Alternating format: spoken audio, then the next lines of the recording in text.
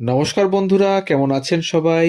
গল্প যেখানে সত্যি চ্যানেলের আরো একটি নতুন গল্পে আবারও আপনাদের সকলকে স্বাগত জানাই। প্রথমেই বলি, আপনারা যেভাবে আমাদের পাশে দাঁড়াচ্ছেন, যেভাবে আমাদের গল্পগুলোকে আপন করে নিচ্ছেন, আমাদের খুব ভালো লাগছে। আমাদের অনেক অনুপ্রেরণা যোগাচ্ছে আরো নতুন নতুন গল্প আপনাদের সামনে নিয়ে আসার জন্য। সাথে সাথে এটাও বলি, যদি আপনারা একটা লাইক, কমেন্ট আর শেয়ার করে দেন আমাদের গল্পগুলো, তাহলে আমরা ছড়িয়ে পড়তে পারি আরো অনেক মানুষের কাছে। আর সর্বোপরি চ্যানেলে নতুন হলে একটু সাবস্ক্রাইব করে পাশে থাকার অনুরোধ রাখলাম।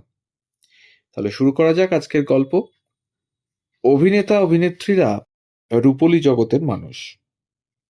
তাদের বাইরের চাকচিক্যটুকুই আমরা দেখি, কিন্তু জানতেও পারি না তাদের মনের খবর। শ্রীলা মজুমদার শুধুমাত্র বাংলার অভিনেত্রী নন, তিনি আন্তর্জাতিক অভিনেত্রী। হ্যাঁ, ঠিক ধরেছেন। আজকের গল্প শ্রীলা মজুমদারকে নিয়ে। ৮০ দশকের শেষে বম্বের ফিল্মফেয়ার পত্রিকায় সর্বভারতীয় ৫০ জন সেরা নায়িকার তালিকা প্রকাশ করেছিল, এবং বাংলার থেকে ছিল দুজন অভিনেত্রীর নাম। একজন সুচিত্রা সেন, অন্যজন হলেন শ্রীলা মজুমদার। এতটাই ছিল বম্বের ডিরেক্টরদের কাছে শ্রীলার ক্রেজ। কিন্তু ৯০ দশকে এসেই চিত্রটা বদলে যায়। বম্বের ছবি থেকে কমতে থাকে শ্রীলা মজুমদারের নাম, কমতে থাকে ভালো ছবির সংখ্যাও। মৃণাল সেনের পরশুরাম ছবির নায়িকা হয়ে শুরু হয়েছিল শ্রীলা মজুমদারের অভিনয় জীবন। একদিন প্রতিদিন, খণ্ডহর, অকালের সন্ধানে, খারিজ সহ মৃণাল সেনের প্রচুর ছবিতে অভিনয় করেন শ্রীলা মজুমদার। মৃণাল সেনের ছবির হাত ধরেই শ্রীলার কাছে আসতে থাকে বম্বের আর্ট ফিল্মে অভিনয় করার সুযোগ। স্যাম বেনেগাল থেকে প্রকাশ ঝার ছবির নায়িকা তখন শ্রীলা মজুমদার। প্রকাশ ঝার ছবি, মানে প্রথম ছবি বলা ভালো, দামুলের নায়িকা তো শ্রীলা মজুমদারই ছিলেন। রোলটি প্রথমে করার কথা ছিল অবশ্য শাবানা আজমির। জগমোহন মুন্দ্রার কমলা ছবিতে কাজ করার কথা ছিল তার। রোলটা চলে যায় দীপ্তি নাভালের কাছে। নাটকের মহড়ায় শ্রীলার অভিনয় দেখেই তাকে নিজের সিনেমার অভিনেত্রী হিসেবে বেছেছিলেন মৃণাল সেন। তারপর একদিন প্রতিদিন, আকালের সন্ধানে, খারিজের মতো উল্লেখযোগ্য ছবিতে অভিনয় করেছেন শ্রীলা মজুমদার। সাবানা আজমি, স্মিতা পাটিল, নাসিরুদ্দিন শাহের মতো অভিনেতাদের সঙ্গে পর্দা ভাগ করে নিয়েছিলেন তিনি। স্যাম বেনেগালের পরিচালনায় কাজ করেছেন আরোহণ, মান্ডির মতো ছবিতে। সত্য বন্দ্যোপাধ্যায় পরিচালিত নহবত নাটকে শ্রীলার অভিনয় বেশ নজর কেড়েছিল দর্শকদের। বাণিজ্যিক ধারার ছবিতেও কিন্তু শ্রীলার অভিনয় যথেষ্ট প্রশংসিত হয়েছে। অঞ্জন চৌধুরীর পূজা ছবিতে শ্রীলার অভিনয় মনে ধরেছিল দর্শকদের। তেমনি হরনাথ চক্রবর্তীর প্রতিবাদ ছবিতেও শ্রীলা সমান নজর কেড়েছেন। এই দুটি ছবির হাত ধরেই গ্রাম বাংলার ঘরে ঘরে পৌঁছে গিয়েছিলেন তিনি। পাশাপাশি বাংলাতেও অপর্ণা সেনের পিকনিক, নবেন্দু চট্টোপাধ্যায়ের চপার, গৌতম চট্টোপাধ্যায়ের নাগমতী ছবিতে কাজ করেন তিনি। নাগমতীর সেরা বাংলা ছবির জাতীয় পুরস্কারও পেয়েছিল। বম্বেতে সাবানা আজমি, স্মিতা পাটিল, দীপ্তি নাভালদের সঙ্গে শ্রীলা মজুমদারের নামটাও আসতো সবার মুখে। কিন্তু বম্বের সেই দারুণ ভালো কেরিয়ার ছেড়ে কলকাতায় ফিরে আসেন শ্রীলা, কারণ ভালোবাসা ও বিয়ে। শ্রীলা মজুমদার তথাকথিত রোম্যান্টিক নায়িকার রোলে কোনো কালই সুযোগ না পেলেও তার জীবনের রোম্যান্টিক কাহিনী কিন্তু খুবই বর্ণময়। তখনকার দিনে তিনি ভালোবেসেছিলেন এক মুসলিম পুরুষকে। প্রথিতযশা সাংবাদিক লেখক এস.এন.এম. আবদিকে বিয়ে করেছিলেন শ্রীলা মজুমদার। তিনি তার পদবীর নামেই বেশি পরিচিত। দীর্ঘদিন ইংরেজি দৈনিকে সাংবাদিকতা করেছেন আবদি। মৃণাল সেন, স্যাম বেনেগালের কাছে খুব দুঃখজনক ছিল শুধুমাত্র বিয়ের জন্য শ্রীলার বম্বে ইন্ডাস্ট্রি ছেড়ে দিয়ে কলকাতায় চলে আসার বিষয়টা। সে সময় শ্রীলার দরজায় পৌঁছতে ভয় পেতেন মূলধারার ছবির পরিচালকরা। এতটাই অল্টারনেট সিনেমার হাই ডিমান্ডে অভিনেত্রী ছিলেন শ্রীলা মজুমদার। তার কণ্ঠ ছিল সবার কাছে আকর্ষণের মূল কেন্দ্রবিন্দু। কিন্তু স্বামীকে ভালোবেসে কেরিয়ারে আপোস করেন শ্রীলা মজুমদার। সব মেয়েই দিনের শেষে একটা ঘর চায়, এবং শ্রীলাও তাই চেয়েছিলেন। কিন্তু তখনই নিজের কেরিয়ারের জলাঞ্জলি দিতে হয় তাকে। তবে আবদি কখনোই তার ইচ্ছে শ্রীলার উপর চাপিয়ে দেননি। শ্রীলার ইন্টারভিউ নিতে গিয়েই তার সঙ্গে প্রেম, কিন্তু স্বামী মুসলিম হলেও শ্রীলা মজুমদার কিন্তু ধর্মান্তরিত হননি কখনো। দুজন শিক্ষিত মানুষের বিয়েতে ধর্ম বড় হয়ে ওঠেনি কোনোদিন। তবে ৮০ দশকের শেষে এই ভিন ধর্মে বিয়ে সংবাদের শিরোনাম হতেই পারত, তেমন ভাবে তা হয়নি কিন্তু।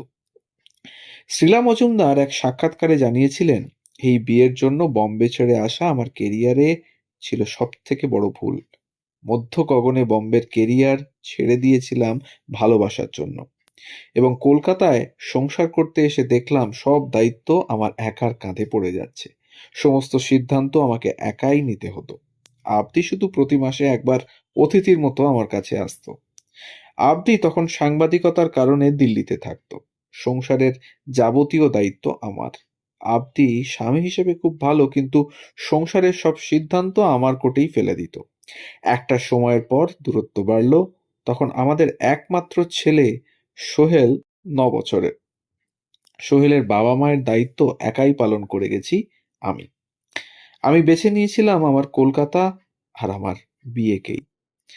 স্বামীর সঙ্গে এক ছাদের তলায় আর থাকা হয়নি তার।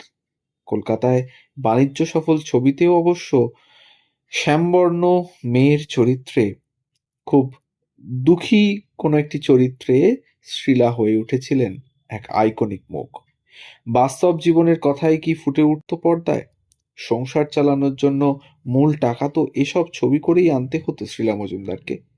কমার্শিয়াল ছবির বন্ধুরা তাপস পাল থেকে রীনা চৌধুরী অনেকেই শ্রীলাকে বকাবকি করতেন তার এই ভুল সময়ে বম্বে ছাড়ার সিদ্ধান্তের জন্য, এবং শ্রীলাকে ওর মায়ের দায়িত্ব সামলাতে হতো, যে কারণে বম্বে ফিরে যাওয়ার কথা আর ভাবেননি শ্রীলা মজুমদার।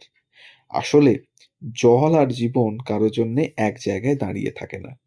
স্যাম বেনেগাল শ্রীলাকে মজা করে বলতেন, বাংলা কি বেটি। এইসব উঁচু দরের পরিচালকদের সঙ্গে কাজ করার অভিজ্ঞতাগুলোই শ্রীলা মজুমদারের স্মৃতিতে সব সময় ভাসত। কিন্তু ফিরে যাওয়ার কোনো উপায় তখন আর ছিল না। দীর্ঘ সময় একাই নিজের সংসার, মায়ের সংসার, ছেলেকে মানুষ করার দায়িত্ব সামলে পাশাপাশি সিনেমা থিয়েটারে যাত্রা করে গেছেন মূল ভাবে। আর্ট ফিল্ম থেকে তো আর টাকা আসে না। টাকার দরকার খুব ছিল তোর জীবনে। মায়ের চলে যাওয়া, ছেলের কর্মসূত্রে বাইরে থাকার কারণে একাই শেষ জীবন কাটান অভিনেত্রী, সঙ্গে শুধু পরিচারিকা। কিন্তু কখনো নিজের না পাওয়া নিয়ে বিলাপ করতে শোনা যায়নি ঠাকুর ভক্ত শ্রীলা মজুমদারকে। ঈশ্বরের পায়ে নিজেকে সমর্পণ করে দেন তিনি। শ্রীলা মজুমদার যে টলিউডে এক ব্যতিক্রমী অভিনেত্রী, সেটা নতুন করে বলার প্রয়োজন বোধহয় নেই। একের পর এক ছবিতে শ্রীলা মজুমদার তার অভিনয়ে সকলকে মুগ্ধ করে গিয়েছেন। শুধুই কি বাংলা ইন্ডাস্ট্রি, নামি দামি সমস্ত তারকাদের সঙ্গে কাজ করেছেন শ্রীলা মজুমদার। এই যেমন তারকা শাবানা আজমি, নাসিরুদ্দিন শাহ, স্মিতা পাটিলের সঙ্গেও বেশ কিছু ছবিতে অভিনয় করেছেন তিনি। এমনকি ২০০৩ সালে তিনি চোখের বালি সিনেমায় ঐশ্বর্য রাই বচ্চনের জন্য বাংলায় কণ্ঠও দিয়েছিলেন। তবে শেষ দিকে আবদির সঙ্গে দূরত্ব কাটে শ্রীলা মজুমদারের। জীবনের শেষ দিনগুলোতে মেঘ কেটে রোদের উকিঝুঁকি শুরু হয়েছিল বটে, কিন্তু ততদিনে শরীরে ক্যান্সার থাবা বসিয়েছে। শেষ সময় স্বামী, ছেলে পাশে ছিলেন অভিনেত্রীর। মুসলিম বিবাহ করলেও শ্রীলা মজুমদার কখনোই ধর্মান্তরিত হননি, আমরা আগেও যা বললাম।